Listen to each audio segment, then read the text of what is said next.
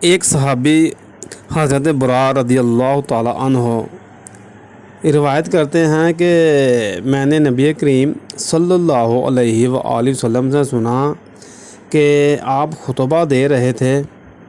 خطبہ میں آپ نے فرمایا کہ یعنی کہ عید کا دن تھا کہ آج کے دن کی ابتدا ہم نماز سے کریں گے،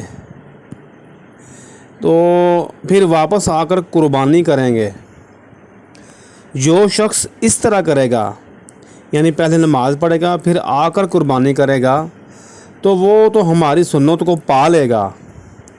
لیکن جس نے عید کی نماز سے پہلے جانور ذبح کر لیا نا،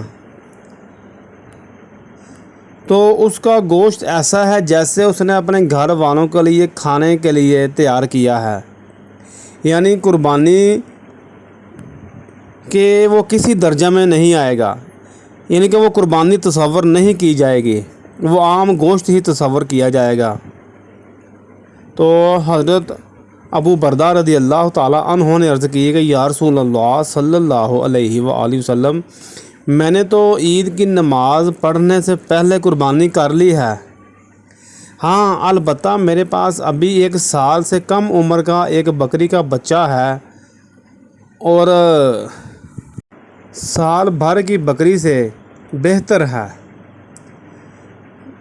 تو آپ صلی اللہ علیہ وآلہ وسلم نے فرمایا کہ چلو تم اسی کی قربانی اس کے بدلہ میں کر دو، لیکن تمہارے بعد یہ کسی اور کے لیے جائز نہیں ہوگا، یعنی یہ صرف آپ کر سکتے ہیں، آپ کے بعد جتنی بھی امت کے لوگ آئیں گے وہ ایسا نہیں کر سکتے، ان کے لیے یہ اجازت نہیں ہے۔